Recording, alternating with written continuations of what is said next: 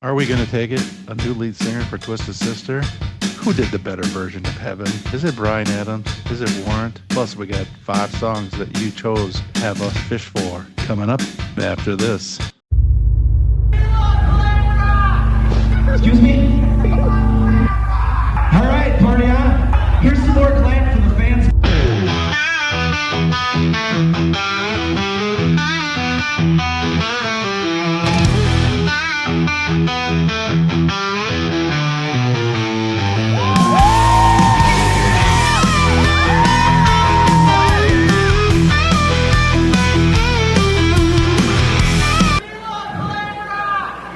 Welcome to episode 5 of 3 Guys and a Record. I'm your host, Coach K. With me is your co-hosts, Brad and Doug. How's it going, guys? It's going well. So we're going to, we have a quick little game to get us warmed up. And then we're going to do Song Smah, Who Did It Better? We got a 3 Guys news update with Doug, our fan shout out of the week. And then we have Fishing for Flashbacks, which includes for the very first time ever, our Fan 5, where we let you choose songs that you want us to cover. News update. Doug, what do you got for us this week? Okay, so today is Wednesday, March 4th, and yesterday all over the internet, I'm sure everybody's already seen it, but on again, off again, now on again, Twisted Sister 50th anniversary tour is now back on. And after Dee Snider kind of bowed out because he dealing with arthritis and other health issues, and he said if he couldn't be 100% in the only way he knows how to rock, then he didn't want to do it at all. So filling in his spot, we have the bass, Sebastian Bach. Wow. That is going to be so, and they're going to do sporadic tour dates and kind of fit around Sebastian's already slated solo tour dates. Keep an eye out to see if they'll come to your town, but so looking forward to that. That is going to be so awesome. That is a kick-ass, fill in. Yeah, I'm totally stoked for it. You think they'll do any Skid Row songs? That I wouldn't think they would, being as it's going out as a Twisted Sister tour, but you never know. You'd think they'd play Youth Gone Wild or something, wouldn't they? I suppose it depends if JJ and if they think they can handle it and fit it in, and I'm sure it'll go over well with the audience. I think it makes good monetary sense for both parties. They kind of need each other at this point. I think Sebastian would do better with Twisted Sister than he would on his own in terms of filling seats. Just the curiosity factor. Do they have any other singers that they were considering, or none that I've seen thrown out there? Well, and speaking of Skid Row and Sebastian Bach, Skid Row was doing TikTok or social media requests for with tryouts for some of these the singers. worldwide tryouts. Yeah, I watched a couple of them, and there's some pretty good ones. But I guess Sebastian bashed that whole deal as it was going on too. Oh, so they're posting the tryout videos that people are submitting, or what? I don't know if they are. I've seen some people do it. I don't know what they're doing or looking at. I just remember seeing some, and then I saw something where Sebastian Bach was slamming them, calling them losers, which I think is kind of mean. Yeah. But some of those guys can sing pretty good. But he's never gonna let that go, because that's his ultimate goal. He wants to be back in the band, and he wants to reunite that, and they're just. Nope, they don't want to deal with his personality and all the shenanigans that comes along with the Sebastian bus, and which is too bad. But they're the ones that would have to go on the road with them and try to mesh their personalities. Well, hopefully he behaves himself with Twisted Sister. Thought I saw a thing where the whole Bret Michaels Poison saga. Now it sounds like maybe Bret Michaels is changing his tune a little bit. Now he's open to maybe in 27 they might do a tour. Who knows? Probably every month there'll probably be a different rumor out there about that one. Well, maybe Sebastian Bach can join Poison on the 40th anniversary tour. Just do the rounds. Anybody need a fill-in singer? Hey, Motley Crue, anything. Yeah, anything's possible. We got an R.I.P. Yeah, the singer from Three Doors Down. Yeah, it's too bad. Losing him. He was 47. That's young. It was cancer. What was it? Yeah.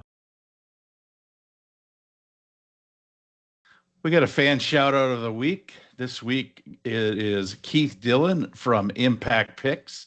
Impact Picks premium guitar picks made in the USA micro grips, flat picks, and 1.2 millimeter jazz picks, injecting, molding by them in the same building. Impact Picks, you can find them on Instagram and Facebook. Impact Picks, play like you mean it. Thanks for being a fan, Keith. Rock on, buddy. Very nice. All right, so now I didn't tell the guys again. I always do this. I don't tell them about this, but we're going to play Guess the Song based on the song lyrics just to get our voices warmed up for the episode. So if you know it, your name, your buzzer is your name. Let's do this. Yep. All right, here we go. Love's like a muscle, and you make me want to flex. Doug. Doug. Is this Kiss? Let's put the X and S. The X and S. Yes. Yes. Let's put the let's It's been put so the long I can't sus- even remember how to say it. Let's put the sus in sex. Let's put the X in sex. You are correct. Point goes to Doug. It's like connecting the dots. Start at the bottom and lick it to the top. Connecting the dots. Start at the bottom and lick. Nobody. No, this one's not me. Those All are right. song lyrics. It sounds more like instructions. Well, I think it's a little bit of both, all of the above. So nobody gets it. It is Motley Crue. She goes down. Zip. Just take it like a sweet injection, just a token of my infection. I'm going to play you like a rhythm section. I'm gonna play you like a rhythm section. A little bit of a theme today. God, there's Well- something about that first sentence. It's like something I heard from like a Bang Tango. It doesn't help that I don't read it like it's sung. All right, no point. Great White, missed the bone. No, Not doing so hot today. The girls are dressed to kill, looking for a thrill, sliding, gliding. Sometimes they make it hard to choose. Sliding, gliding, sometimes it make it hard to choose. oh God, this song. Mm. The mic's on? Yeah. Unfortunately. God. All right, this is Scorpions. Tease me, please me. All right, maybe they get easier. I got dirty down addiction that doesn't leave a track. I got a Jones for your affection like a monkey on my back. I got a dirty down addiction that doesn't leave a track. That one I know. All right, Brad, what is it? That one's Bon Jovi. It's just bad Yeah. medicine. It is bad medicine. No. Yay, Brad gets the point. I've got a tongue like a razor, a sweet switchblade knife, and I can do you favors, but then you'll do whatever I like. And I can do you favors, but then you'll do whatever I like. That's some kind of Gene Simmons lyric. Is this another Motley Crue? Girls? It is not a Motley Crue. Okay. No, drawing blank on this one. I think you guys will beat yourself up after this. Yeah. Guns N' Roses, Rocket Yeah. Queen. Hmm. Now that we're together, I'm going to show you a thing or two. Little girl, you got a lots to learn. I'm going to take you to my school. Little girl, you got a lot to learn. Gonna take you to my school. Oh God. God, I can hear this too. Mm-hmm. Oh. So, God. so if you're watching this video, please comment that you got it before. I'll probably leave a little bit of a pause, but I can't leave this long of a pause. It's Anyone- painful when you think you know it, but you just can't Did I sing it? put it together. Trickster, give it to me good. Yep. Yep. So Yeah. I think you each got one, right? Yep. Yeah. Okay. I won't tell Carol that she did better on her. But you should tell her that. Yeah. All right, next up we have our song smash. Who did it better?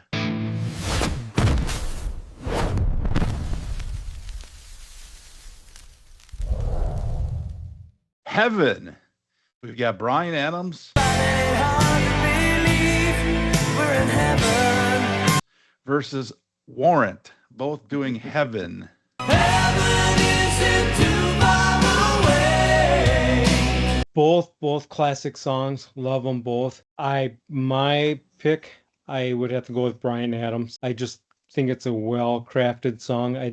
Just the harmonies, the piano part just fit in perfectly. As far as the Warrant, and I always have a little hang up now, when it comes to Warrant, because I know that when being the guitar player, when they recorded the first two records, that Joey Allen and Eric Turner didn't play any of the guitar solos on the first two records. I think Joey Allen had one on the second. It was Bo Hill, the producer, brought in a guy, I think his name was Mike Slammer, to hammer them all out. And then he would sit down after the record's done, teach them how to play them. So that always kind of took a little shine off it for me. I would agree that it's a very close call, but I'd have to give the edge to Bryan Adams. Warren's Heaven is a great song, a great power ballad from the day. I just think Heaven is one of those more legendary songs from the era that, if you were told you've got to pick one of these to never hear again, might be another way of, well, if I had to pick one in that regard, I think I'd rather keep the Bryan Adams version, and so it might be okay if I never hear the Warrant one again. Wow, it kind of surprises me a bit. Bryan Adams is a great 80s classic ballad from a great album. Reached #1 on Billboard. Pretty much a classic, a journey kind of feel to it. Since he toured with them, I cannot really say anything bad about it. Warrant only reached #2 on Billboard, so Bryan Adams got on there by one slot. But it is Warrant's biggest hit. Both were great songs for high school dances, but since Heaven came out in 1985, I was only in 5th grade or 6th grade. So it doesn't really have the relationship appeal for me like Warrant does, as it came out in 1989, like the sweet spot of my youth. I actually thought this would be closer for me, but I have Warrant all the way. Here's the kicker for that sophomore homecoming dance. I danced with my future wife to this song. I asked someone else Very nice. I asked someone else the homecoming, but she decided that she didn't want to go. So I wasn't going to go. My good friend Jarrett convinced me to go stag, even though I was really against it and not feeling it. Well, I wouldn't date Carol for a few years later. We danced to Heaven by Warrant that night. So I kind of have to give the edge to Warrant, and this is our first Song Smash where we got a little bit of a split decision, but looks like it goes to Bryan Adams this week, 2-1. It does surprise me a little bit. I figured it'd be Doug because 85, you're a little older, so it might have hit a little bit closer to that, but I thought for sure I would lean Bryan Adams maybe by a smidge, but Carol heard me playing them and she's like, well, this one's obvious. I'm like, yeah, it kind of is for me. I was surprised, but. And I just thought, like, the lyrics for Bryan Adams, especially like the chorus, everything, it was more cohesive. It all kind of fit together. Whereas the Warrant, some of the chorus kind of out there, it's like, okay, what does that have to do with the lyrics, about your friends? What, now your friends don't like her, but you do? Is that what it just seemed a little more all over the place. The Warrant lyrics were to me. Oh, I just love that I get to put the lyric police up on you now. This isn't necessarily Song Smash related, but it does hit, that nostalgic factor for music. And I think a lot about some of the really good music that's released today, and we tend to overlook it because there isn't a memory to tie to it. Like with Guns N' Roses' Appetite for Destruction, like you remember hearing that for the first time, where you were, how it kind of struck a chord with you. But the other great music that is more recent, it's, yeah, that's a great song, and then you just listen to the next one and you just Yeah. almost gloss over it, which is kind of sad. I don't know if that's just how we are as we age or. Well, you made a good point at the last episode talking about 14, 15 years old. Those are the times that just mean a lot to you when you hear it. And you say Guns N' Roses, I immediately think of my bedroom in the apartment with Randy coming over saying, you've got to listen to this cassette and putting it in. And me joking that it sucked and I was going to throw it out my window, but I never heard anything like it, and it was awesome. But yeah, I can't tell you where I heard the new, I don't know, fill in the blank song from Mhm. 2023. Yeah, just for me personally, back when I was, in my teens, I wasn't quite as jaded in all my music selection. Like I would give pop, I would listen to Def Leppard and have no problem then putting in like the Bengals. Whereas like today, you know, Taylor Swift, Ariana Grande, Kelly Clarkson, I mean, all that stuff is all blended together and I couldn't tell you who's who. And I just, I'm sure there's great songs out there and all that genre, but I just don't give it as much of a chance at this stage of my life as I would when I was a teenager. Yeah, you only got so much time on this earth, so why fill it with Taylor Swift? Yeah. All That's right, that's go the ahead. message for the week, folks. Life's too short to listen to shitty music. Yeah. That is true. We're back to our segment, Fishing for Flashbacks. Each of us pick 5 songs that maybe deserve a little attention and a little life pumped back into it for another listen.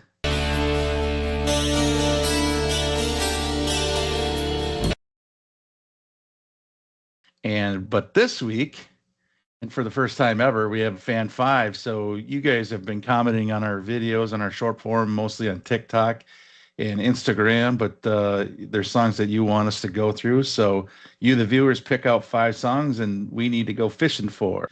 First up is T-Ride, Backdoor Romeo.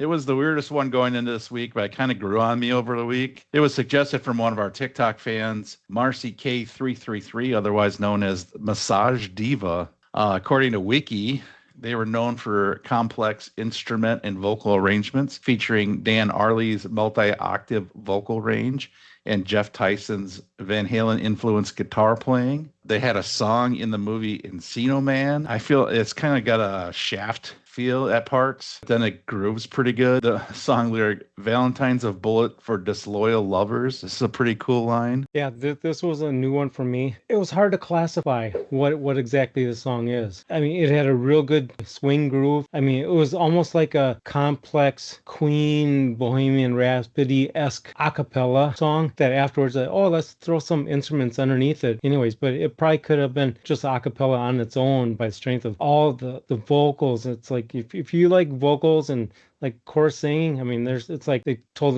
everybody in the band, everybody's singing on this one. So yeah, it was pretty complex. Yeah, I really enjoyed this one. I had never heard it. The way the intro starts out, I wouldn't have expected it to turn into the song that it did.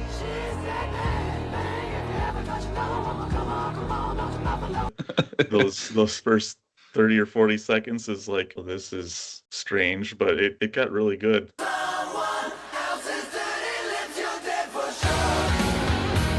And I appreciated hearing this one, so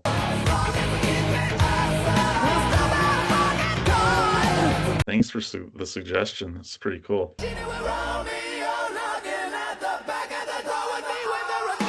Yeah, thank you, Massage Diva, for T-Ride, Backdoor Romeo. All right, Lord Tracy, East Coast Rose, our TikTok fan, Stay Dizzy, cuz, otherwise known as Stay Dizzy, suggested this song. She said it showcases the irrelevant nature of the band, which I totally agree. They have a wide range of influences. I feel like this would sound awesome live. Not a fan of some of the things he says in the live version on the Spotify version of it. Oh, that's the only version I found. Oh, really? There's just the recorded one. Yeah, I believe it came out with their hits. I can't remember what the Lord Tracy hit is but that one's not on Spotify.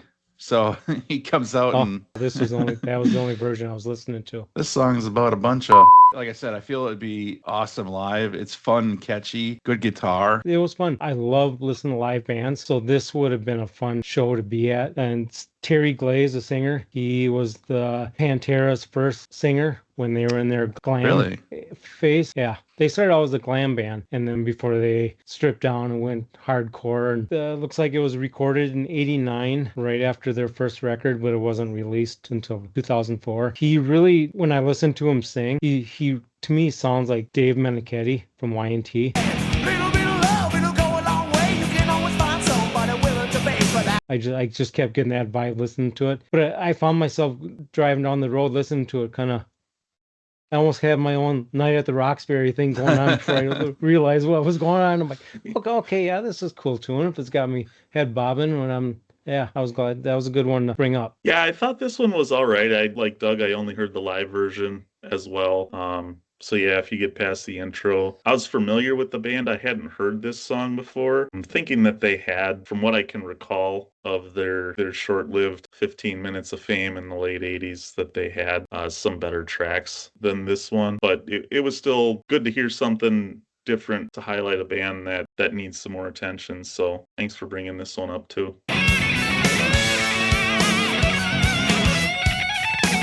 Yeah, Foolish Love is the song I'm thinking. I was just looking up. Foolish Love, really good song from them.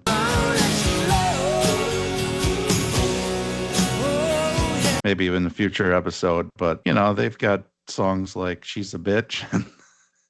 So I think this guy might have had some relationship issues over the years. So. Whoa, whoa, whoa, whoa, whoa. All right, next up we've got Tattoo Rodeo, Ben Your Fool.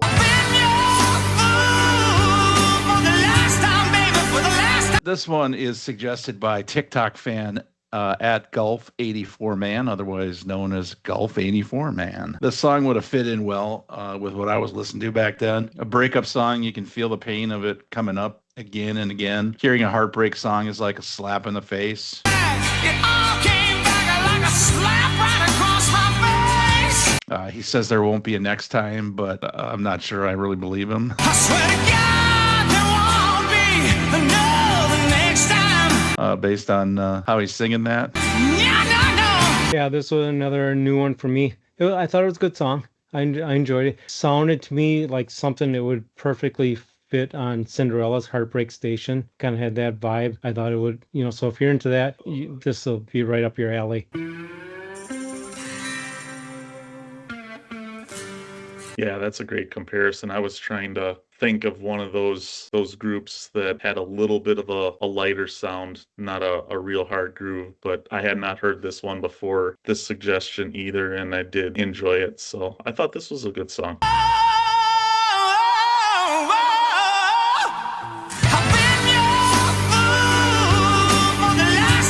All right, next up we've got Trouble Tribe. Here Comes Trouble.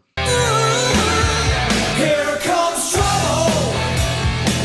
Another one that fits the genre. I actually could see this being a Rat song. Lyrics don't necessarily age to 2026, but just like many others of our songs from back then, from that time probably won't. Yeah. Driving me mad. She's just a child.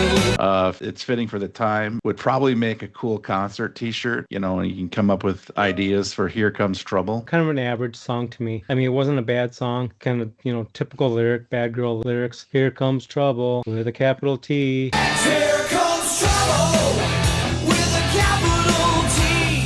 Like, okay, well, we're not getting too deep on the lyrics here. An okay song to me. There was parts of it where it started sounding like a Great White song.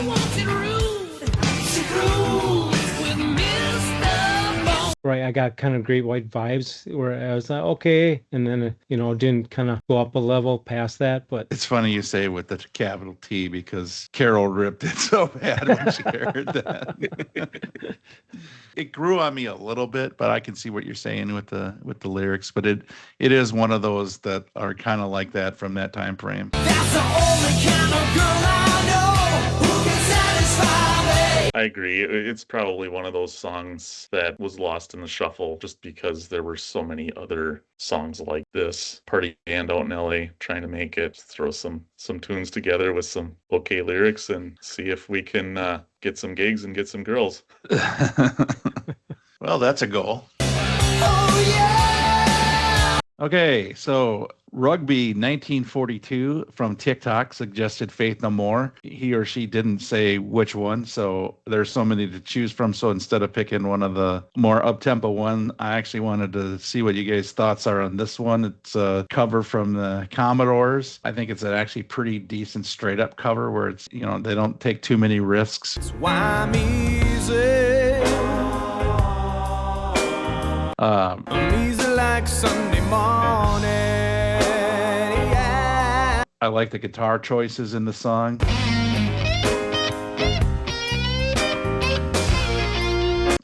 The ew part sounds like a joke until you hear the original by the Commodores. It's just kind of like an exaggeration, although very funny.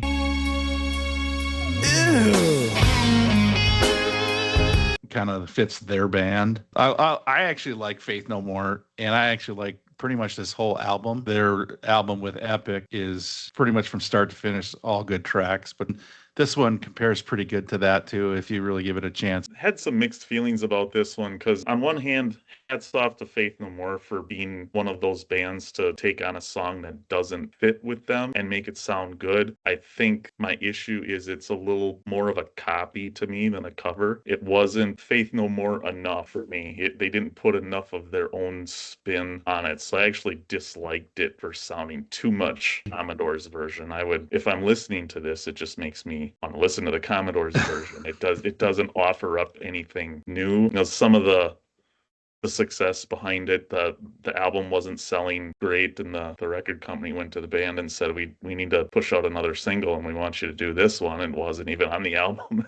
They had to add it as a bonus track just to put it out as a single, and it ended up going to #1 in Australia and I think another country, so it worked for them. When it comes to covers, for me, I really appreciate the bands who can take a song and make it better. Yeah. Sammy Hagar's I'd Do Anything for You, You Done Nothing for Me. Rick Springfield did that better. You know, he took Sammy's song and it's like, let me see what I can do with this. And I've done everything for you. You've done nothing for me. you know, I think the people that would disagree are probably the diehard Sammy fans that don't like Rick Springfield.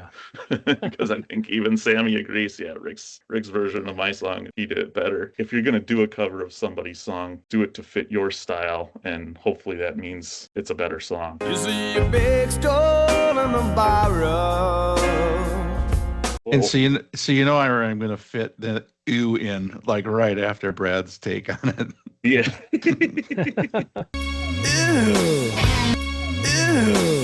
Yeah. It was a pretty straight up cover, not a, and I get a copy. And I kind of echo what Brad was saying. When I listened to it, I kept waiting. I'm like, okay, they're gonna Faith No More eyes it at some point, and I kept waiting and waiting, and then finally, when the song got over, my first thought was, why?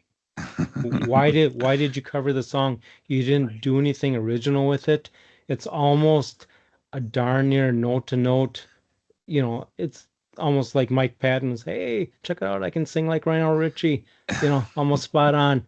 And if it's going to be that close original, just listen to the original. This didn't offer anything new to, unless you're just a diehard, you know, Faith No More, and you're just going to listen to it just because it's from them. The fact that it wasn't a final cut on the album and they had to add it as a bonus track later makes me wonder if it was just them screwing around in the studio and kind of did it as a joke or a dare. Let's just see if we can do something way out of the norm that nobody's going to want to hear, and have the record execs come and say, we want to push this out as a single, and then it does well. It's probably even made the joke twice as funny if that was the case. I could almost see the guys driving around in the car and the Commodores come on, and the ew part for them comes on, and they just go, ew.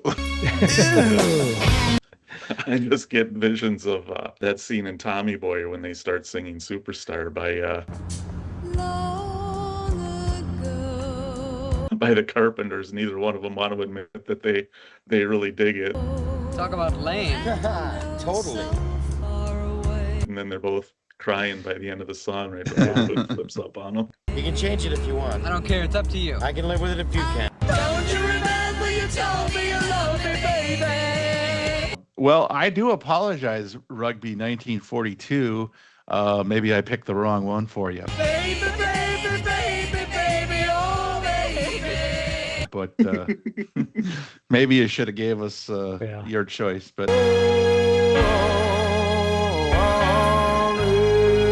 I actually like it. I get that what you guys are saying. It doesn't do a Johnny Cash hurt I will make you hurt. bit at all with this one. So, No. all right, let's Another go. great example where someone took a song and said, I can do that better.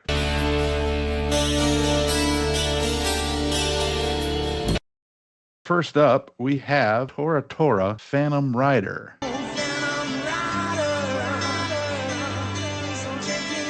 Yeah, this is one of those bands for me that probably inspired the whole fishing for flashbacks idea, because you mentioned Tora Tora to most people and I don't remember them at all. And it's too bad for those that are fans of Tesla or Cinderella, if you've never heard them before.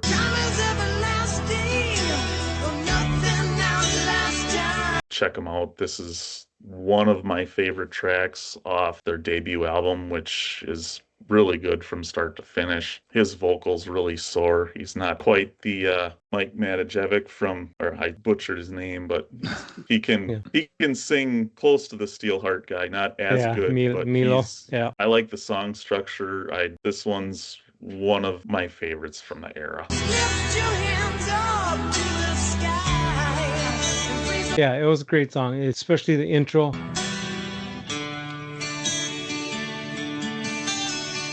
Kind of really had a Triumph vibe to it. I really appreciated that. And doing some research on Tora Tora, so they started out as just a garage band, and then they won a Battle of the Bands contest and got some studio recording time. So they made an EP. It started getting a lot of local airplay on just their rock station, and that's how they got their record deal. Queensryche did the same thing. They were just basically a basement band working on their songs. They didn't really play out, and they just worked on their demos and sent it out and got their recording contract from that. And so a lot of these songs from that first record were on the EP. Love's a Bitch, Guilty, Walking Shoes, Phantom Rider.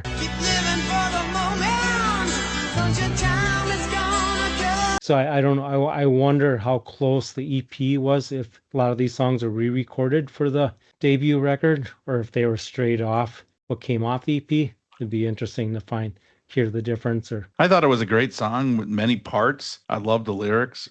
Whatever comes must go. It seems it's not ours to question why. Like that's a powerful lyric.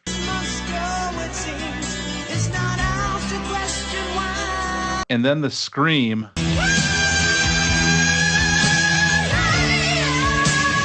Let you know it's gonna change, which is kind of cool. The guitar solo is cool. It fits so well.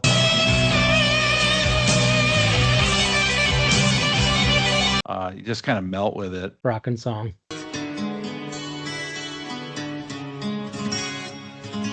Next up, we've got Icon, Out for Blood.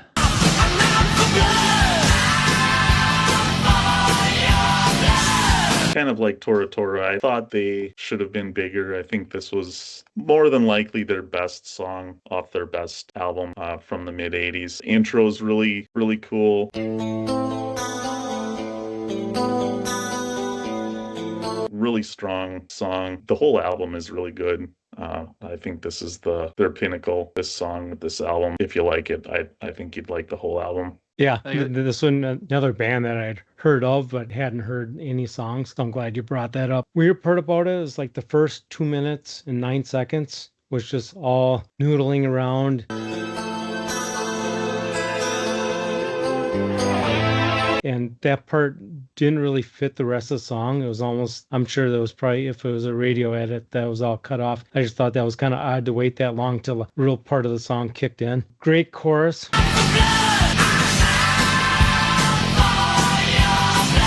Real strong. Style-wise, I thought it could have been a Keel song.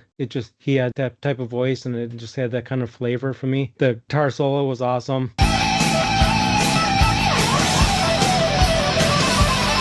It covered all the 80s, checklist for guitar solos, whammy bar dies, artificial harmonics, twin guitar harmonies. It hit all the good spots for me. I have a very long intro, very cool though. Can almost be a separate song, kind of like what Doug was saying, 2 minutes long. It has a GoldenEye video game feel. I don't know if you ever played GoldenEye, but there's this part in the song where it sounds like you could be walking through and doing the mission on GoldenEye.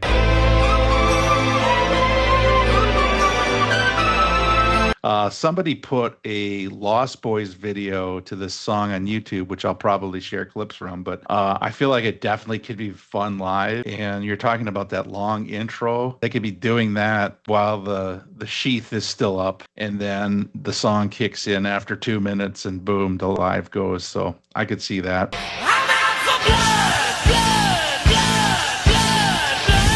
Next up, we've got Kane Roberts. Does anybody really fall in love anymore?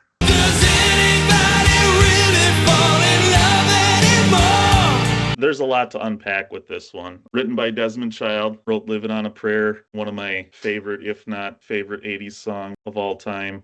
This one actually came out of the John Bon Jovi, Richie Sambora writing sessions when they were doing New Jersey. And like every time a band goes to the record company and says, hey, we've got 30 great songs, and they're like, no, you don't, cut it down to the best 12 and we're putting out one album, because if a double album's not going to sell as well as a single album, so you're going to have to throw some of those other ones away. This one ended up living on to make it onto Cher's 89 Heart of Stone album, as Desmond Child was able to give quite a few songs to her for those couple albums that she released in the late 80s. But this one made it onto Kane Roberts' second album, and I think this was probably the winner for me. It fit better with his style and his voice. Looking for an angel, but heaven can't be found. I said Cher's version is really good. I think this one's great. The original demo from Bon Jovi, the New Jersey sessions, if you listen to that one, it almost sounds like John's mic either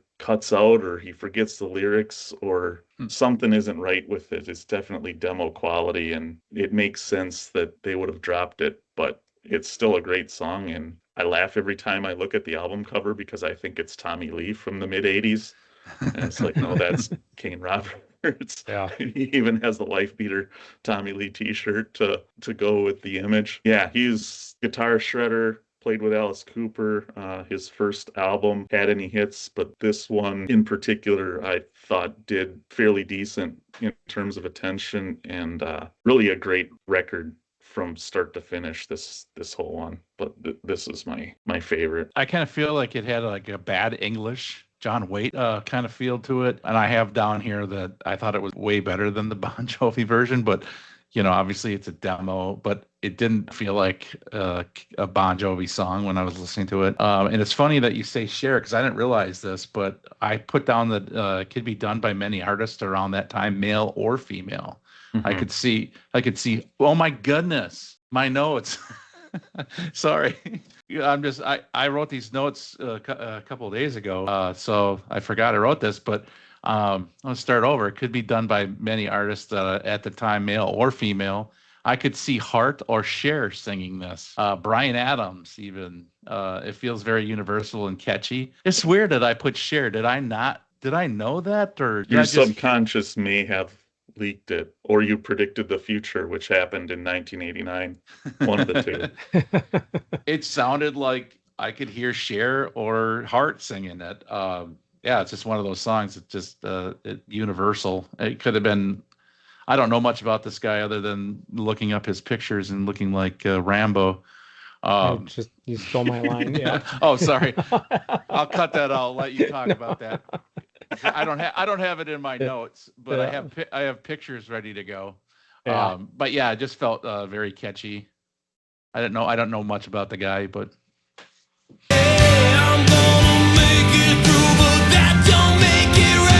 I only knew him from Alice Cooper, the John Rambo of hard rock, Sands, with his machine gun guitar. And so I'd never heard any of his solo stuff. And I was blown away by this. I'm like, holy shit, the guy can really sing and sing good. And then when I looking up the notes and saw that it was a Bon Jovi penned song, I'm like, wow, they really gave away A material. To to another artist, and I haven't heard the Bon Jovi demo like you guys have, so I'm curious to see, because the whole time I'm listening, I'm like, God, I wonder what it would have sounded like if he would have kept it. I did slide it into the end of our playlist. So in case you pull our playlist up, I do have it on the end there.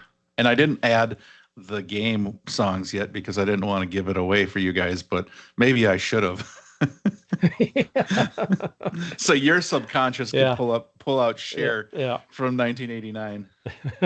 Yeah, of so I'll all the- definitely be listening to that one for quite a Yeah, while. of all the tracks on this album, I think Desmond Child contributed 8 or 9 of them. It's quite a few. The majority of the album is backed by his songs, not necessarily that he wrote with Bon Jovi and Richie Sambora, but there's a handful of those bands where Desmond Child says, "Hey, I'll have you basically live out my dream for me. I'll write all your stuff. You go out and sing it and play it for me." Yeah, yeah.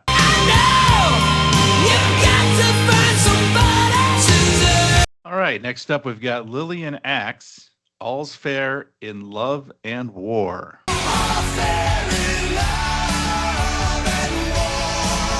Yeah, this is another one of those songs to me, almost like Phantom Rider, where I can just listen to it on repeat and really groove on it, with the exception of the first minute. For whatever reason, I picked a couple of songs with some intros that were unnecessarily long this time without realizing it. But if you start playing this track at the minute mark, it really takes off and turns into a real banger. The rest of the album is pretty good too, but this is definitely the standout. And then, of course, how can you not love that album cover? That might be the best one next to Slaughter's "Stick It To You."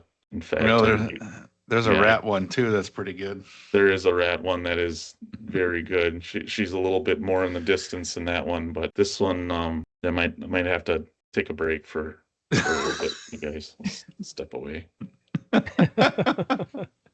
Well, while you're stepping away, for me, the beginning sounded like from a movie, but then it goes into this opening monologue that seems very unnecessary. She could see right through my soul. Legs up to here. Until the part where he goes, "I had no idea." The scream part, like, that was cool, but it was like, oh, what is the rest of this? We don't really need it. The music picks up, chorus is cool.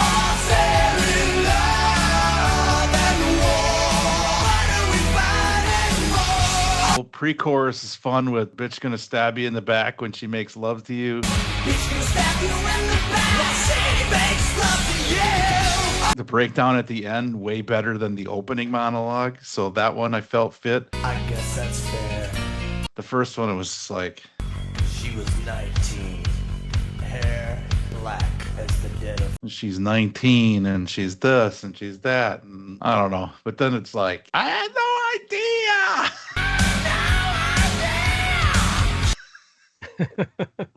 And then it really gets in and it's pretty cool. Yeah, I liked it.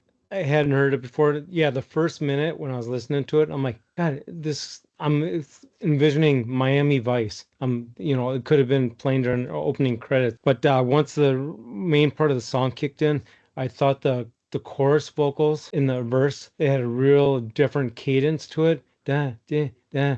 It was so different. It was cool. And a lot of time changes. I thought that was good. And sometimes time changes kind of throw me off. Like, was it System of a Down or who sings like Toxicity? I'm like the one person in the world that doesn't like that song. It was Really? too all over the place. It was like 8 songs kind of squished together to make one long song, and No!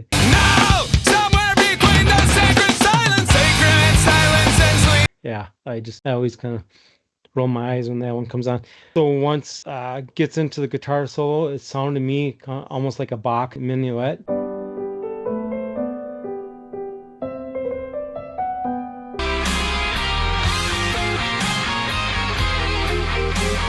I loved it, coming from the Yngwie side of things. But now when I'm listening to it more, now I'm given Avenged Sevenfold vibes. Listening to it, I'm like, they were, especially the guitar player, he was Avenged Sevenfold before Avenged Sevenfold was Avenged Sevenfold.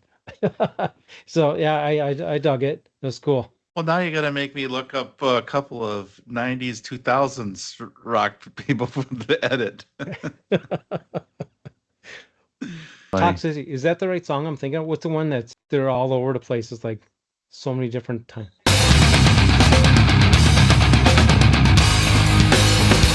Or am I thinking, is that the wrong name of the song? I don't know. Can you sing it for us? So we gotta. No. No, he doesn't like the can't sing the Such- ones he doesn't like. Yeah, that one was just, it was too all over the place. It was like every band member was like, "Hey, what do you got?" "Oh, I got this." "Okay, well, here, I'll throw my riff I was working on." And yeah.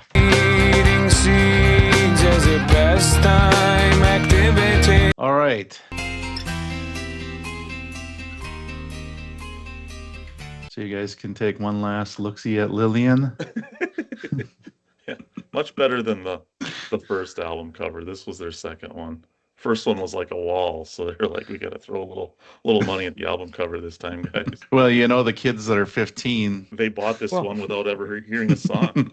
right? And they still might Instead not of have putting ever it on the heard. shelf. It Well, goes it was a growing under thing. the I mean, mattress at night. invasion of privacy. They had a Playboy model on there, and Yeah. Slaughters, Stick It To You. They had a Playboy model up against the knife throwing target, Yep. and so yeah, everybody had the hot chick on the cover. Brad, do you want to check Doug? Because didn't we just go over that like 10 minutes ago? Or is he we did. still? We needed to revisit that Yeah. so that we He could did- take another break.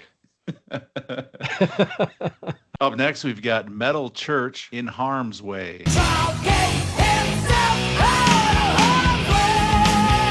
Yeah, so this is another one that I wanted to highlight. They have quite a range over their career. I think this one was a little toward the end. I think this is from 91, but they have albums going all the way back to 84. They do have a fairly different sound from one album to the next. This one in particular really resonates with me, especially from the vocal range standpoint. His voice to me just overpowers and defines the Yeah. song itself. So unique. Yeah. What a tough subject, too. I mean, child abuse and neglect. Mhm. A lot of times these songs would be a ballad type, House of Pain. But it hit home with being a more upbeat song with the heaviness of it. The verse slow it down to drill a point.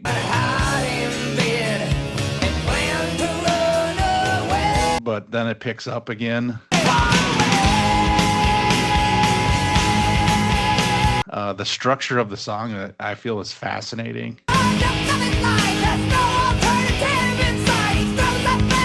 Unfortunately, so many kids deal with this, and unlike adults that choose to stay, I mean, kids have no choice but to stay in harm's way. A lifelong price to pay because these scars stay with the kids and usually mess them up as an adult. I thought this song was very meaningful and an impactful song. It is not even talking about the great music that's behind it. I'm glad you brought this one up to us.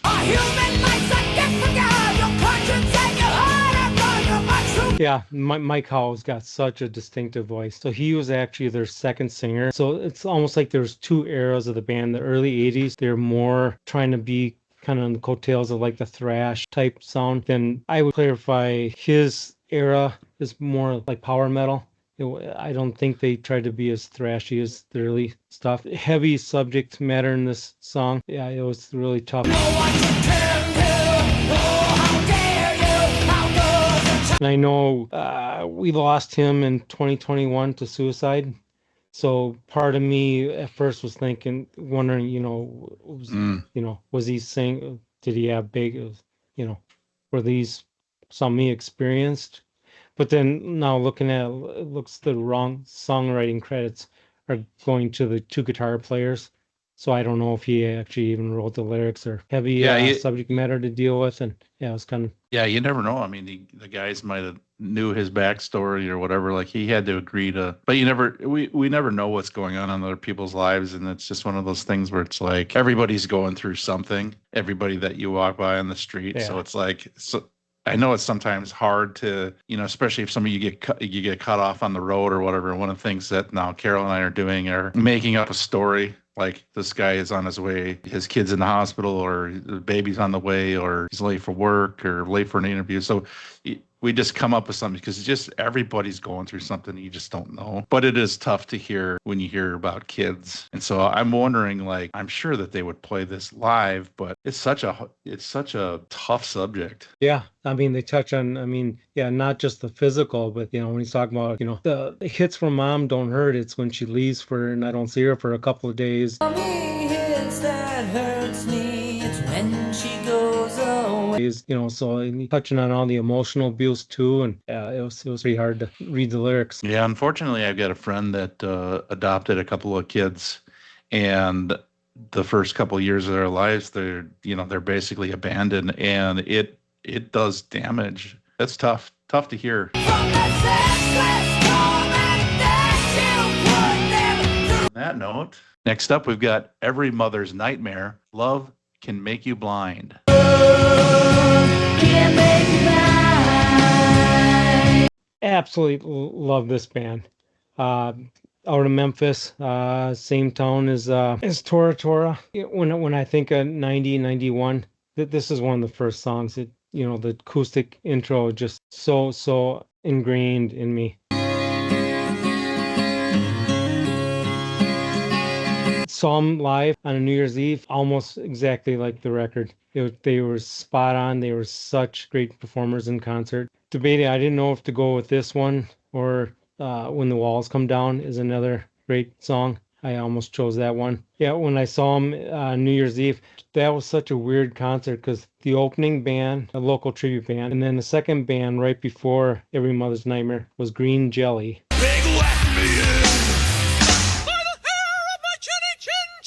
I don't know if you know Green Jelly.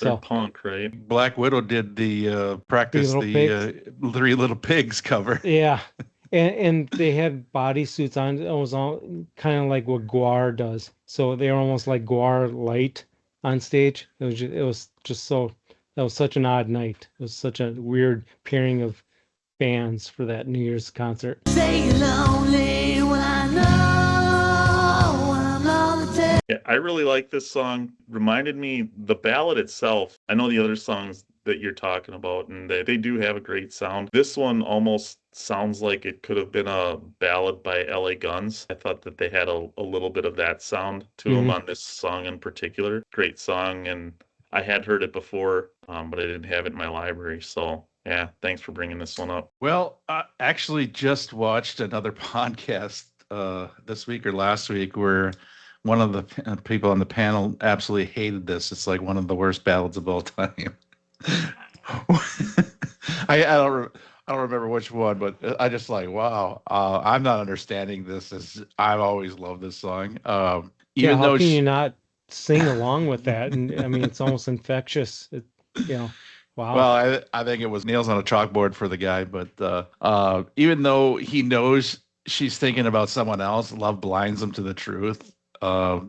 It's pretty simple. It's not like a complicated song. Left me crying and I didn't know what I should. It's not going to blow anyone away, but it's a nice song. And again, from that time, I put it on my night songs, ballad cassette mix that I would play all night long or whatever. So yeah, I'm not really understanding the hate on that, but it's not the craziest ballad in the world. But yeah, I could see when whoever LA Guns or anybody doing this kind of song. It is a little different from the rest of the album, but.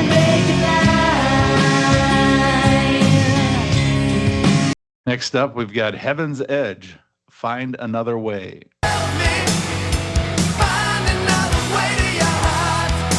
Killer track from Philly. And to me, it's almost criminal that I waited to our fifth time just to put this in there, as much as I love this band. And from the intro, the tapped guitar chords, straight out of Van Halen's Arsenal.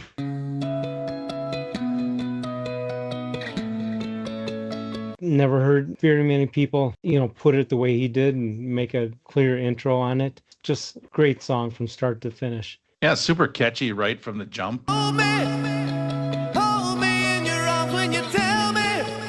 We go back to our second episode. Doug, you assigned me to listen to this, so I know that you waited to put it in the fishing pond, but you did assign me to listen to it. And I went to see what else they had, and they have an album from 2023 called "Get It Right," and that album is awesome. So much so that I contacted them on Facebook, band, and letting them know that you told me to listen to it, and I told them that we were doing a podcast, and I'd love to have an interview with them. And they mentioned they're working on another album. They're putting the finishing touches on their new album, so that they after they're done with that, maybe they'll come on here and we can ask them some questions. So I thought that was kind of cool how they understand the connection of the fans. And it's funny because maybe I heard this song back then, but it is just so catchy. And I just think of seeing them, the two guitar players in the video kind of in sync and all that kind of stuff. So it's perfect for the time period.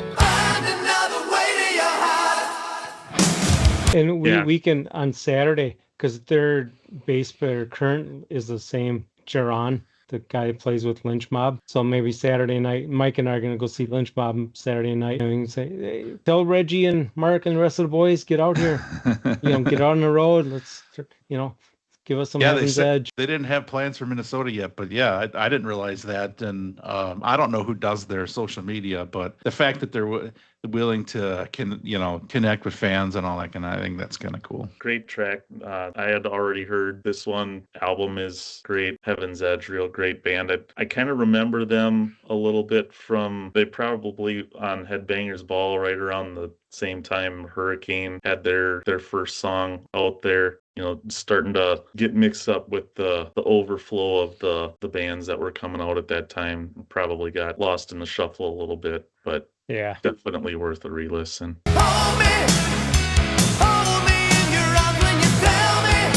Cool. Next up, we've got Leatherwolf, Cry Out.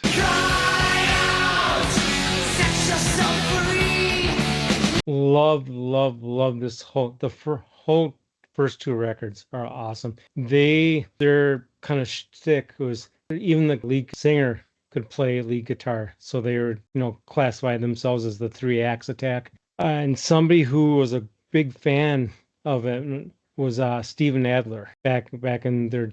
I can't remember if it was Slash's autobiography or if it was Duff's, but they would say that Duff would be out watching Leatherwolf at a club, and he had a big double bass, just full drum set. And every time he would go out there, they would take part of his drum set away and get rid of it. And Steven would come back and, where'd this go? Where'd that go? Because they wanted him to have more just a smaller strip, since they weren't trying to be a heavy metal group. You got muted there for a second. I don't know if you said something naughty that the FCC pulled out.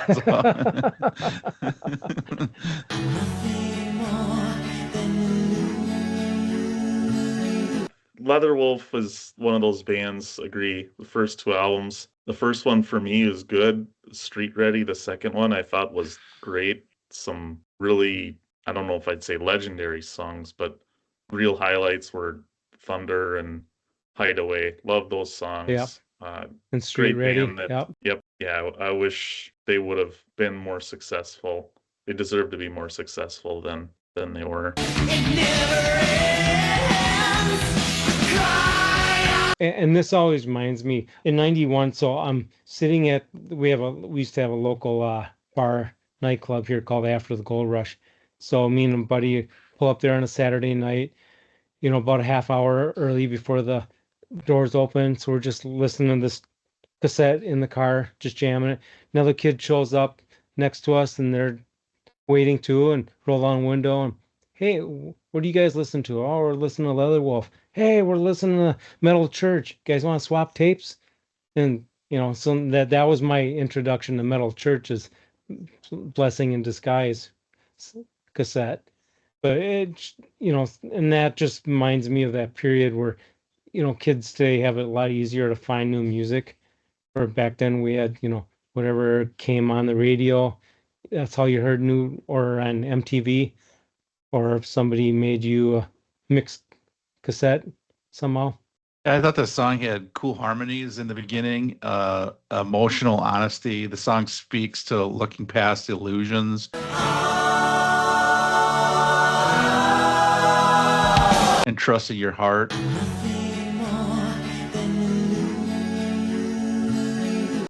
Giving permission, just go and make noise.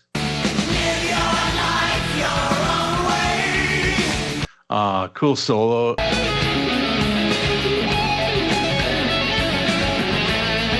Breakdown near the end. I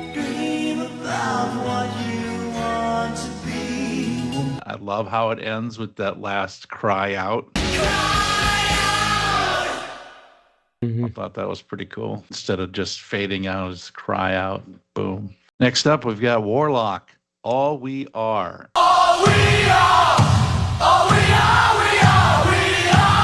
Killer track from, to me, the queen of metal. You know, back then you had Lita Ford, you know, the hard rock / pop, you know, icon. But to me, this was so strong, and with her German accent, I thought it just accentuated the vocal quality of it. I just loved it. And great guitar work by John Levin, who's now been with Don Dokken for the last, 20 years, 25 years. A lot of lower or ballady type songs on the rest of the record, but this was definitely the standout track of it.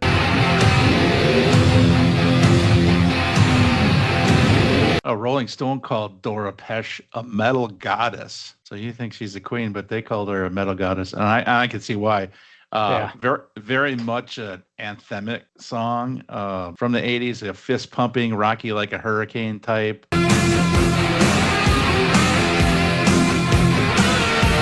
It actually feels more early 80s. I didn't realize it was 1987. It feels definitely 83-ish kind of sound.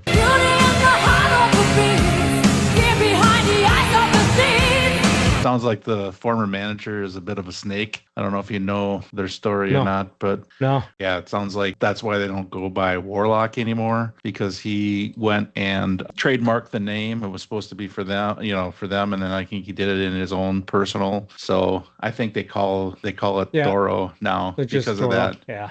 Yeah, because and it's because of their former manager. So I don't know the whole story on that, but trademarked the name for himself. So and so I don't know who you would consider like the equivalent nowadays would be like Lizzie Hale, or a lot more female fronted bands now than there was back then. You know, the hard rock, heavy metal type. Yeah, I mean, we saw Hailstorm this last summer, and I could definitely see like that's the progression of that kind of band. So yeah, for sure. Yeah, I'm trying to think, was this the song they had on MTV where they're playing in the junkyard on top of all the cars? Yep. Yeah.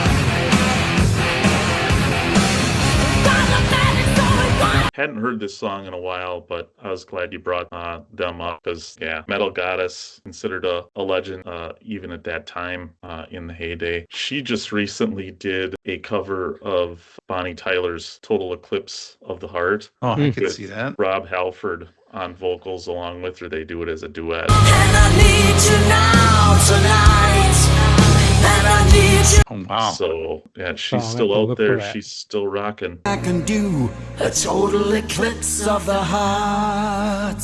Wow, definitely. And it's funny because I had this originally on cassette, and you get to the end of side one, in her thick German accent, she's like, "Turn the tape over." So I always rewind it just to keep hearing that. I just thought it was so funny. Also, out of nowhere that came up. What's the 70s show with the guys in the German barracks? Oh, Hogan's Heroes. Yeah, Hogan's Heroes. Yeah. You are going to have the pleasure of listening to a very popular radio program.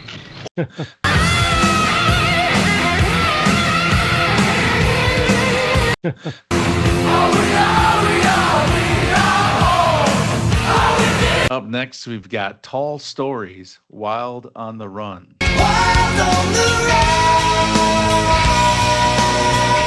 Great song. I mean, real catchy chorus. And I don't even remember where I first saw it, if it was on MTV. This band kind of ties into one of our other bands, Steve Aguirre is his vocalist name. So after this one album, then he left and joined Taiketo for their third record. So, and after he did the one studio record and a live record with Taiketo, then he was the one who replaced Steve Perry in Journey before their long line of roving singers after that. Well, this is one of my favorites on this episode, and I'm actually pissed off that Spotify doesn't have it because I want it on a couple of my playlists. So having to go back and listen to it on Google Drive or YouTube, I can go back and do that, but it has to be in Spotify at some point because catchy as hell, great guitar.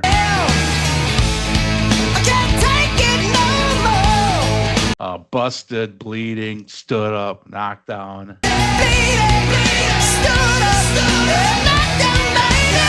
And then the echo part comes in. That's so awesome.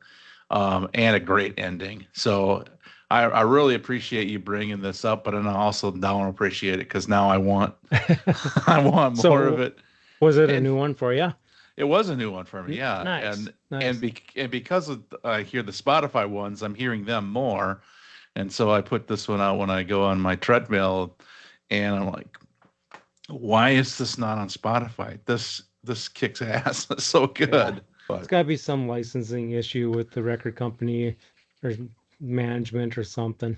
Somebody's got to go and change that because maybe that somebody should be us. Maybe we should champion to have the streaming services put some of these songs that we're fishing for flashbacks out on streaming so that we can spread the word of good music and not force people to run to YouTube and have to go get it. Because I hadn't heard this one before.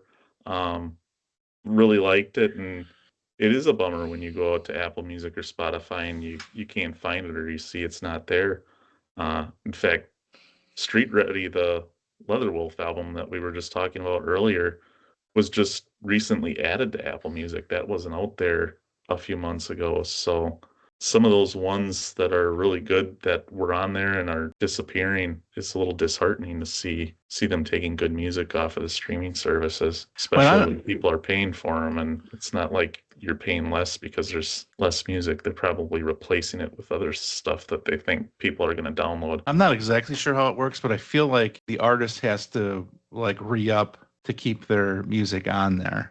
So they have to like be physically active. I guess I could look into the reasons, but there's a local band up here that had an EP on Spotify and all of a sudden it's gone, and they just recently added it back and it's in a different spot now. And I had that song in different playlists, but I feel like it's one of those that whoever owns the rights of that has to kind of like renew it after a certain amount of time, unless they're like maybe a checkmark kind of band, which this one isn't. But I don't know. I don't really know the logistics behind that. But I don't feel like they just take it off, but they might. I mean, if they're not getting a lot. But there's stuff on there. I'll go on there and there's like 200 plays or whatever. It's like, so that's still on there. All right. I'll try to take your cue and see if I can hunt down Steve on Facebook and tell him just to go get it on. Go on Apple Music and Spotify and I'm sure there's probably some kind of cost and maybe the cost benefit analysis because they're not getting, they have to have like 1 million plays to get $1 or something, but really good song. And a great ending. I can't take it no more. Glad I brought something new to you guys. Awesome. Just start looking at Spotify first to see if it's in there. Although I brought one into the mix too, so Next up, we've got "Kill for Thrills" commercial suicide. Commercial suicide. I believe I bought this cassette, the EP of it, at a small import record store in Appleton. I don't remember the name of it. Chris and I would go there, and you can get necklaces and import cassettes and all that stuff. And I don't know where I even heard this for. It was just one of those where maybe I just bought it and didn't know. But I loved every song on this EP. I would have probably picked a different one if we just talked about if they're on Spotify. This one actually is on Spotify from like a compilation album or something. It's got a great bass line throughout.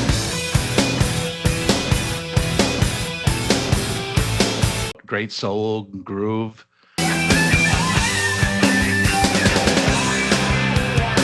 I was actually mad that Gilby joined Guns N' Roses because it confirmed to me that there's going to be no more Kill for Thrills then after that. And I did buy the Gilby solo album, which it was decent, but it wasn't Kill for Thrills. Some of the cool facts about this: Jason Nesmith is on guitar. That's Mike Nesmith's son from the Monkees. Todd Muscat on bass, a brother to Brent Muscat from Faster Pussycat, and we met him outside Minneapolis in the Junkyard show. He was playing bass with Junkyard, so that was kind of cool. Overall, just a great song.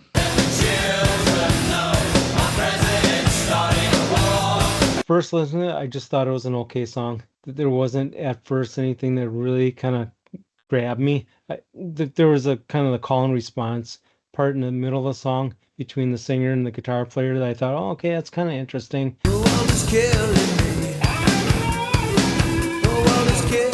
Now when I listen to it again today, it's got the vein effect. I was wondering if you're going to get a vein effect. Yeah, our new phrase for the show, vein effect. So I'm growing to like it a lot more than I did the first couple listens. It's kind of growing on me. And I don't think it's the best one on that EP. Like, you've got some of the ones that are on that EP that you shared, and I have recordings in my library from the cassette. So whatever that software was, where I was able to record from the cassette to it just was not a great quality. But so I probably could have picked some better ones. But I like this one.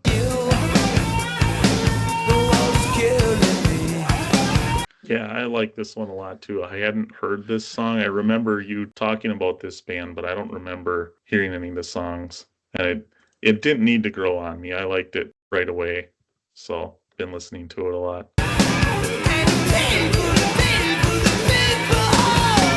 And it's funny that you said that you remember me talking about it. I mean, Carol remembers me talking about Kill for Thrills. So there must be something about them that I've talked about. Yeah. If you remember our episode with Glamour Sham, she knew that was a band because she heard me talk about it. So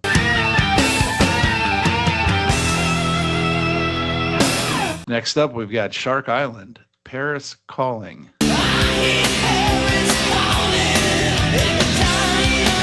This one is obsession, intense longing for someone far away. You can feel the loneliness. I lie in bed and shake for you all alone. I lie in bed and I shake for you all alone. All alone. I'm not really sure what that's about.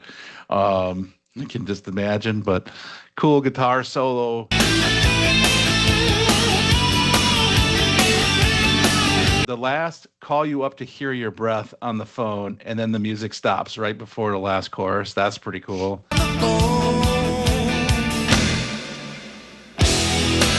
Actually around since 1979. They're called the Sharks. Richard Black, who was Rick Czerny, Czerny, was the singer, actually influenced Axl Rose's moves, I guess.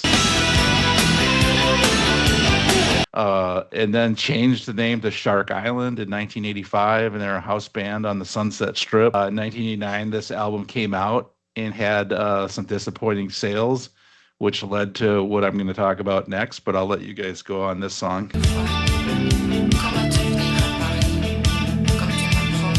Yeah, I liked it. This is a great song. I think it sounds like a mashup between a Billy Idol song and with shades of Bang Tango kind of thrown in. So, and I just kept imagining mostly like a Steve Stevens written song. And the part in the middle where the girl is kind of talking in, I thought was cool.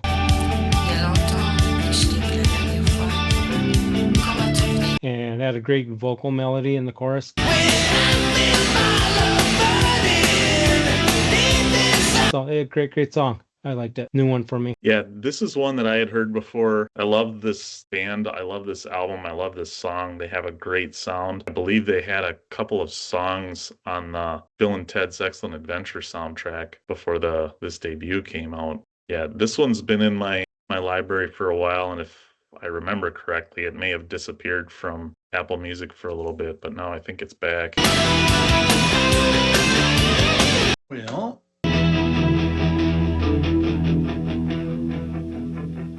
so the next up is Contraband, Bad for Each Other. Bad for each other. Leading in from the last song from Shark Island, this Island actually did this song, and we have it on our playlist because it is not on Spotify. But I felt it actually sounded better from this short-lived supergroup made up of Richard Black, Michael Schenkner, and Bobby Blotzer of Rat, Cher Peterson from Vixen, Tracy Guns from LA Guns. They know they're bad for each other, but they still end up together, just like before. With Love Can Make You Blind, you know, you can be drawn into someone you don't need in your life, but there's certain things that are just so good that you just keep making the bad mistakes. I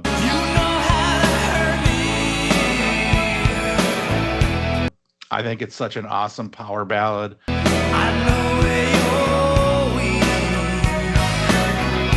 Great guitars, great backing vocals.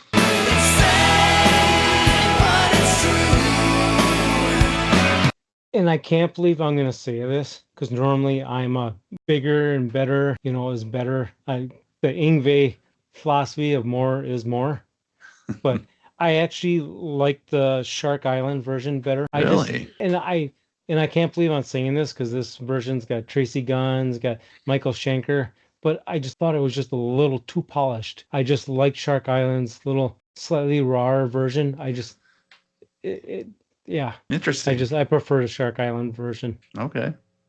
Yeah, that's a good take. I like this song. I liked this album when it was out. I tend to mix up this supergroup from the other supergroup that Stephen Pearcy went and did right around the same time called Arcade.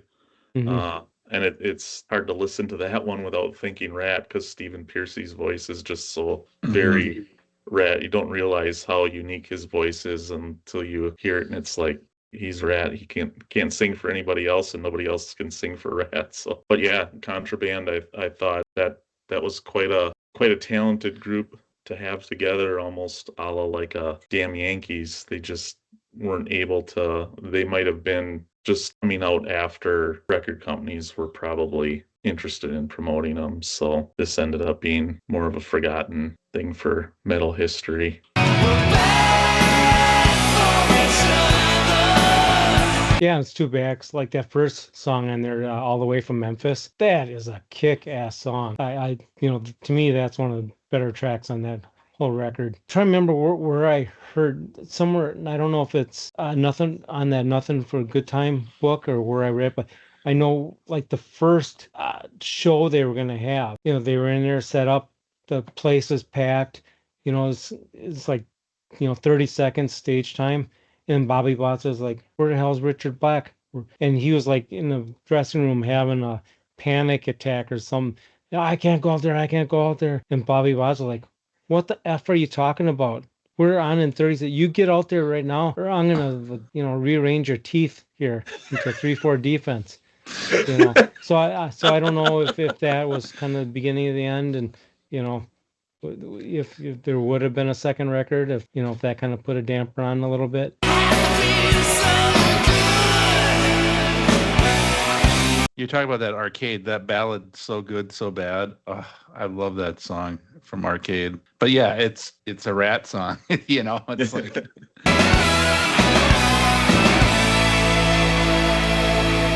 Up next, we've got Life, Sex, and Death, Rise Above. Rise above, rise above. This is an interesting one that I wanted to bring up because, for one, I saw this band open. I can't remember who they opened up for, but they were the opening band, so I bought the cassette, and this is some very interesting kind of songs. This one's a very interesting melodic piano song. He has a very unique voice, intense loneliness.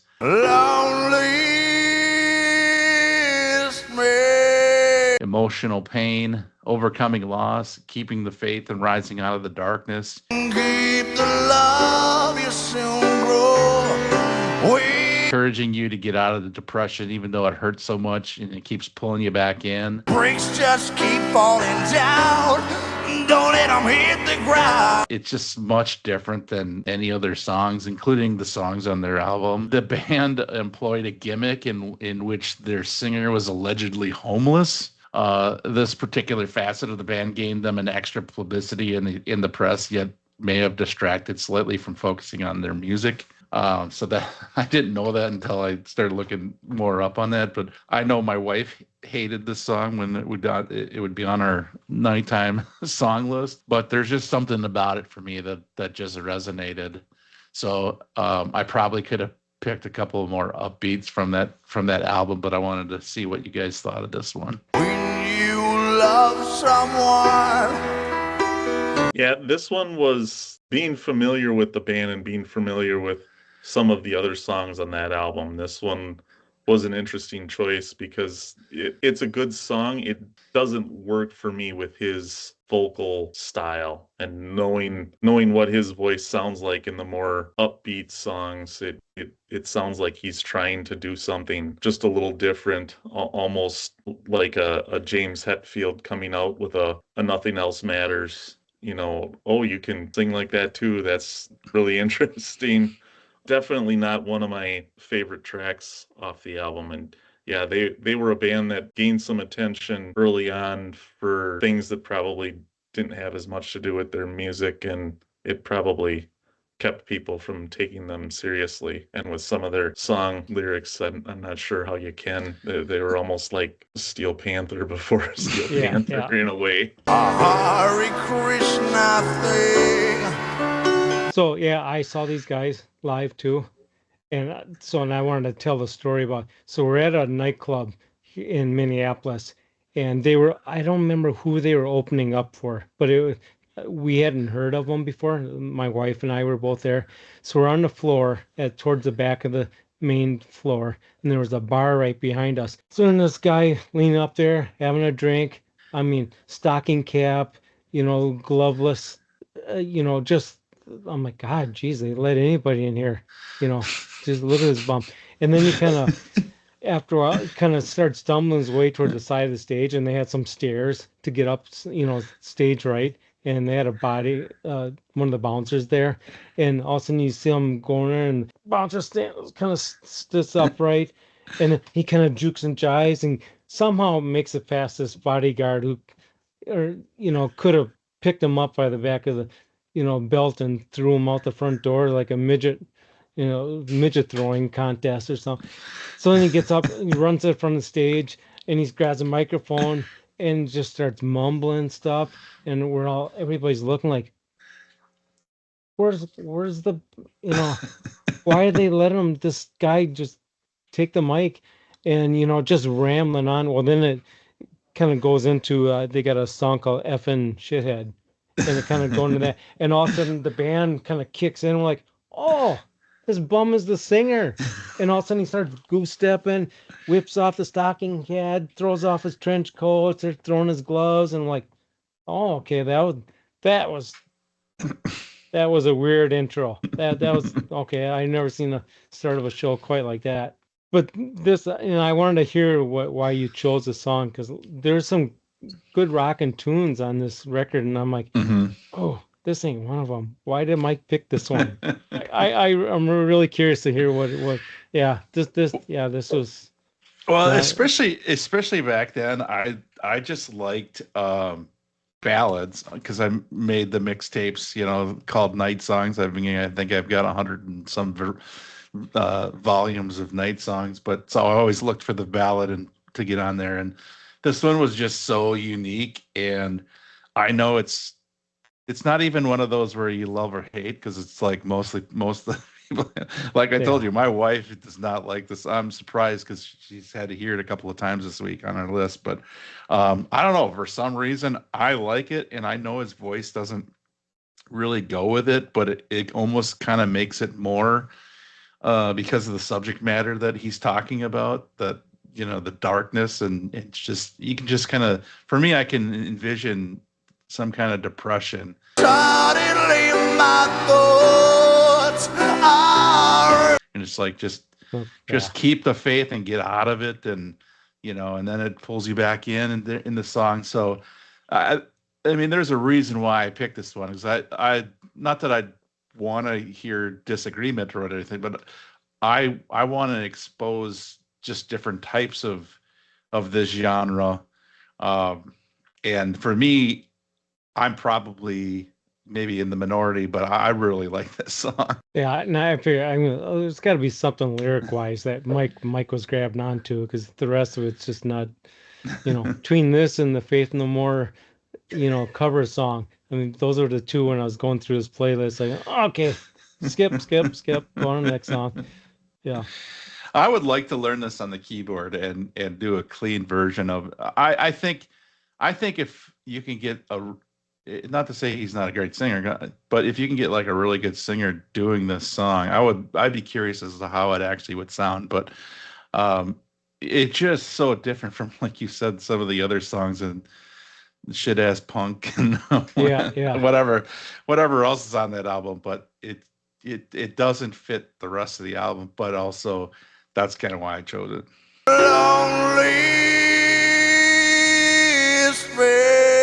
But yeah, definitely a unique band. I mean, yeah, like Brad was saying, kind of had their shtick, the bum singer, kind of playing off that, but definitely left an impression. And I don't remember that shtick when they opened, but I feel like I want to say it was Poison or something like that. I have to. I just saw it the other day on which band, but I didn't write it down. But so it was probably a larger venue, and so they didn't do the whole walking up the stage like a bum thing. Oh yeah, because where they were playing, it was kind of about the size of, the Myth here in Maplewood, kind of that size of rock club. Yeah, I'm just gonna quickly see if I can find it.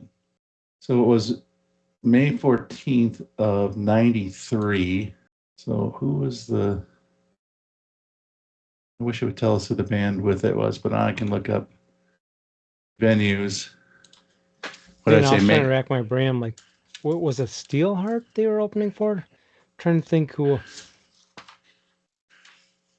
Let me just quick. Would this been a 93 that you would have seen him, Doug, or was it after that? 92, 93, somewhere around there. Mm-hmm. Probably, I'm thinking closer to 92. Steelheart had their accident in 92. 93. What did I say? May 14th. This has been around my birthday. Yeah. Firehouse, and Damn Yankees. And so they were the opening band for Damn Yankees. So it was Life, Sex, and Death, Firehouse, then Damn Yankees. Okay, yeah, that wasn't my. I haven't seen Damn Yankees, so. Yeah, so I don't remember who we went. I think we might have went with Claire because she was a big Ted Nugent fan, which I would be very shocked if she still was a Ted Nugent fan. Yeah. So do you remember, did he start your show like that too, where he just up there by himself, just kind of mumbling? No, that's why this is all. No, that's why it's all a shock to me, because it was like I don't remember how many songs they played on here. It doesn't show a set list. There was something about it that made me want to buy the cassette. And I don't think they played this piano song during that set, but there was something that I liked about them enough to buy the cassette. And then last up, we've got Motley Crue, Smoke the Sky.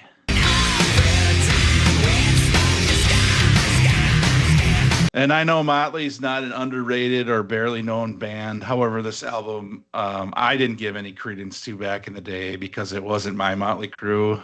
That made me want to be a rock star. This was a different band completely. And Vince Neil Invited was more Motley to me than this. However, just a couple years ago, I discovered this song, and I think it might have been around the time we saw I don't think they played this. It was before we watched Motley 6, I believe, in that AC/DC tribute band. And so I was kind of hoping they would play this, but it was around that time. So it was a few years back, and I just absolutely loved the song. I just wish it wasn't called Motley Crue because it's not Motley Crue to me.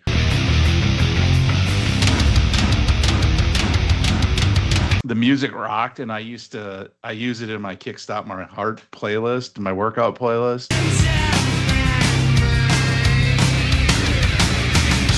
It's just so good. And actually it wasn't until this week where I actually read the lyrics, which I absolutely hate.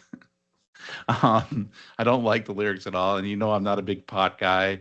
And I don't know why I didn't notice it before. I'm not sure what I would expect that they would be singing about, because the music just was so good to me that I didn't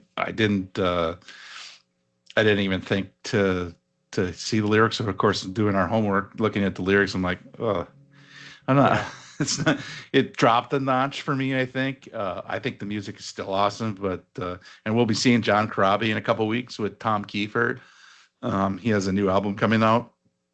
But I don't think he plays this song live, which to me is too bad, because if I can get past the lyrics, because the lyric police or whatever, but it's one of those I can just put on, and the treadmill time goes really fast, because it's just that much of a rocker. So again, it's not a band you would expect us to be fishing for, but I know I didn't give this album enough of my time or credit. And I know there's a couple of them that are decent, but this one really stands out to me.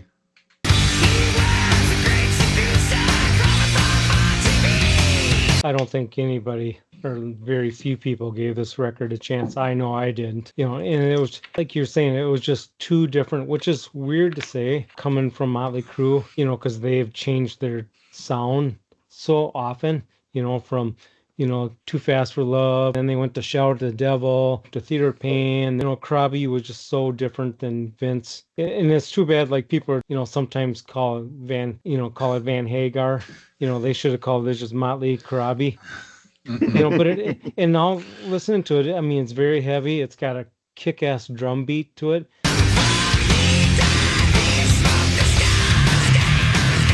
And now it makes me want to go back and give the record a chance and listen to it, and just, with fresh ears. And okay, I know it's not going to be Vince era Motley, but, let's just see. Because I like John Corabi when he was with, what was it, the Scream? Scream.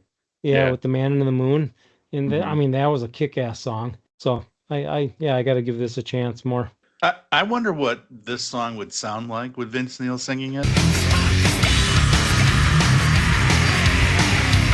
I just can't picture it. I can picture, ironically, Sebastian Bach doing this song. Yeah, I think this album does deserve that listen with an open mind if you don't think of it as a Motley Crue album, because in addition to having a different singer, there was a lot of grunge influence going on around the time for this album, and you can really hear it on this song. It's tuned down a little bit, where it really has that low bottom to it.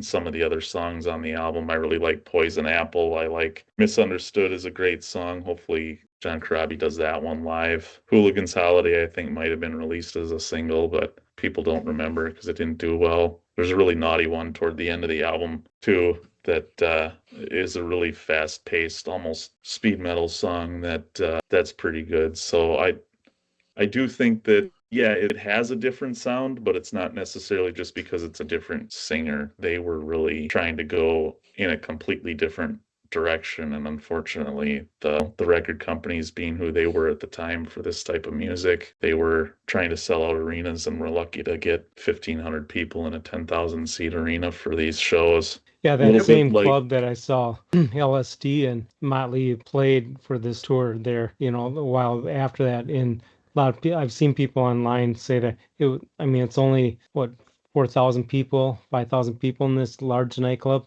and it was only half full. Mm-hmm. So Motley wasn't even doing nightclub, packing them out. Yeah, I wonder what kind of reception they would have got if they came out and said, not that they're contraband, but they came out with a different name. And it's like, well, I would want to check them out because it's got, Mick Mars and it's got Tommy Lee and Nikki Sixx. Yeah. I would want to check them out, but they come out after a decade of decadence when it's got my favorite Motley song, Primal Scream, and Dr. Feelgood, to me, has so many awesome songs. Don't Go Away Mad. I mean, they're just, and then to come out with this, to me, hearing the Vince Neil, You're Invited but Your Friend Can't Come, that sounds like a Motley Crue song to me. That this doesn't.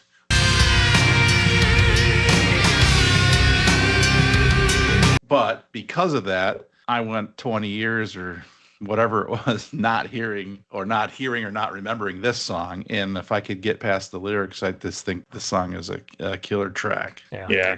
And you almost wonder if the guys from Motley Crue thought the same thing. If we would have changed our name, would it have been seen in a different light? Because Nikki Sixx went on to do his 6 a.m. stuff, Mhm. which doesn't really sound like Motley Crue. And even Tommy went and did his Mayhem Band or whatever that was that I don't even remember. I'm not sure anybody. Even Method of Tommy Mayhem remembers. or something like that. Yeah. Yeah. He did It like a was- couple of rap albums or something too, but unlike a lot of people, there's a couple of songs that he did solo albums.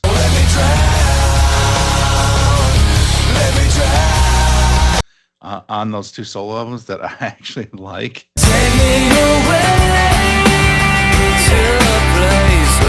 Tommy singing, and I think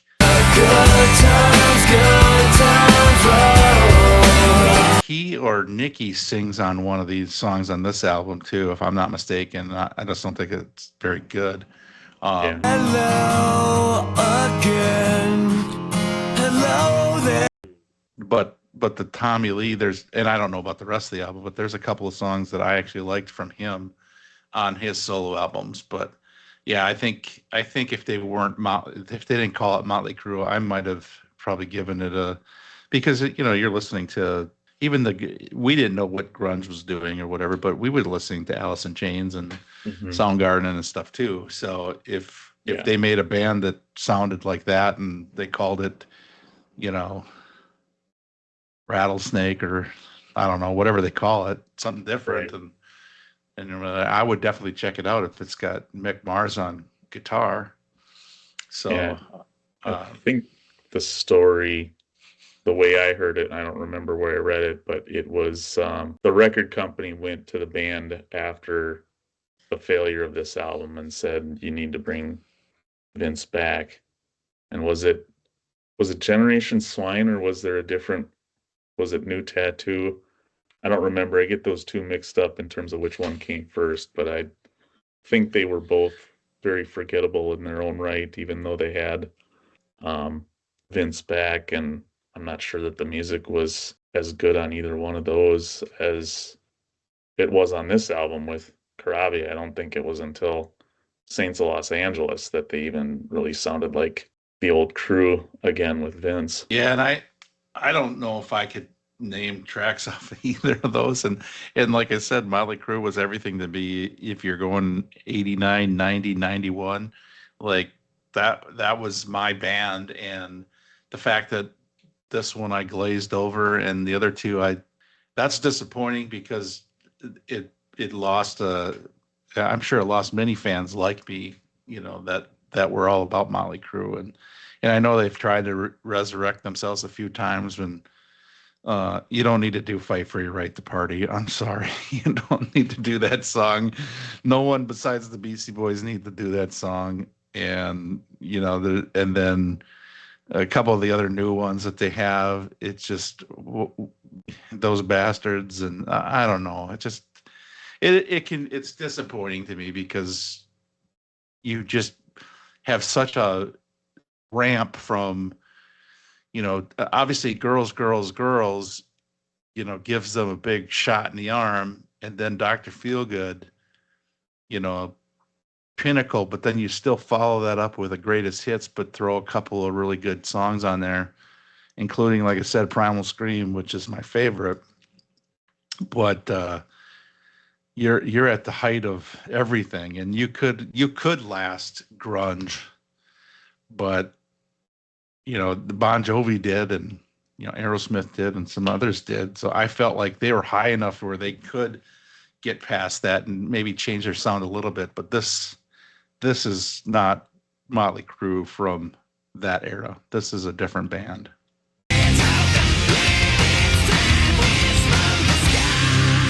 What else is coming up this I know we got a concert coming up on Saturday as Lita Ford and Lynch Mob. Lynch Mob. So what are you looking forward to that? Obviously, George Lynch is your favorite, so He is the man. I'm just gonna be curious at if he says something during the concert. 'Cause that location where we're going to see him, Brad, that's where the the last official supposed final concert was at, so he did his whole long speech at the very end, ending on a high note. I just want to thank everybody for this long career, and you just let me, and just thanks for being there for all these years. And then next thing you know, next year is like, and he's even admitted on interviews, he's like, I should just shut up and play guitar. I am not a good business manager. I make dumb decisions. I overthink things.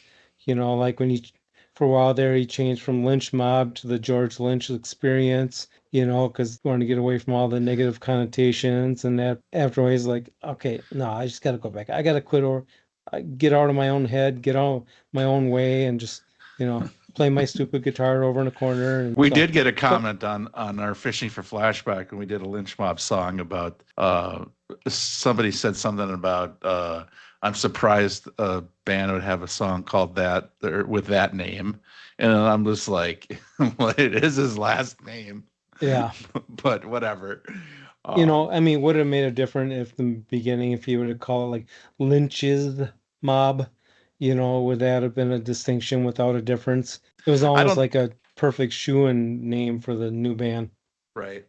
I don't think you can believe any artist that says this is our last go around until they're actually dead. And even that, I mean, John Sykes got a new album out, Postmortem, and you want to talk a little bit about that song, what your thoughts are? Yeah, I liked it. I thought it was, I mean, a little sad listening to it, knowing that, he's not around to play it live, but, we'll take what we can get. And so I'm waiting to hear the rest of the record, if that was just a teaser of what the rest of it's going to be like. For him to have something like that just sitting there on the shelf unreleased, it's kind of a middle finger to the fans to not be around to have us enjoy that. What was he waiting for? Mm-hmm. Then we got Firehouse and Steelheart. Firehouse and Steelheart. So Firehouse and Steelheart. So we've seen Firehouse with that new singer. Yeah. At the time he was filling in. Before CJ was still just sick at that point. Yeah. Yeah. And we thought the kid did a great job. He obviously is not Firehouse, but I followed him on social media, and he does covers of other bands, and he just I think was on American Idol. Yeah. And just did a great job and put some energy into that band, I felt. I can't remember if I've seen Steelheart or not. They've come a few times, I think. I don't know if I came with you to any of them, but is his voice still have the range? He does, but he can hit the highs, but he doesn't hold them. Okay. He doesn't, like at the end of Angel Eyes, he doesn't do the 30-second holding the high C note or whatever it is, until he should be getting blue in the face. He'll just hit it for a second or two just to kind of give you a teaser. I can still get up there, but these old lungs can't. Yeah. Can we make sure all the lighting and everything is secure at the show? Just test the nuts and bolts. Yeah. Luckily at Mirage, the ceiling's only 6 feet above them. So. And then down in May, we've got Tom Kiefer and John Corabi. So the first two will probably come out before we speak again. And in the middle there, I've got a Jeff Foxworthy with the wife. Brad, what do you got going on? I think the next rockin' concert I'm going to would be Jeff Tate doing Operation Mindcrime in its entirety again at the end of April. Here coming up. And then we've got AC/DC at Camp Randall Stadium in Madison in July. Stripers coming back to the Epic Center in Green Bay in October. Usually when you get Epic Center concerts, they come to Minneapolis the day before or the day after. Yeah. I don't remember hearing anything about Striper. Those tickets just went on sale last week. I think it's for October. It's either the 10th or the 17th, right around the middle of the month.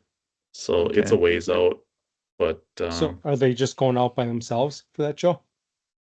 They did have an opener last time they were there. It was another Christian band, but I believe Michael's been sick with some cancer that he's battling. So I don't know how much longer they're going to keep touring. So this might be go see him now while we can still see Yeah. him. Mm-hmm.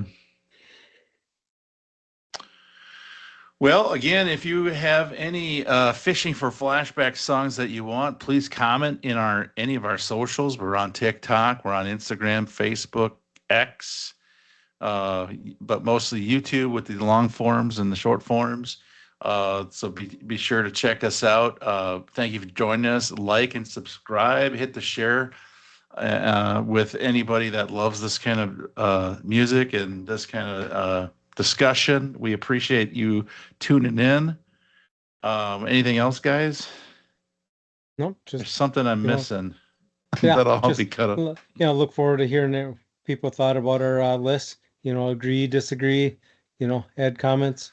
It's Yeah, always definitely. nice to hear different views.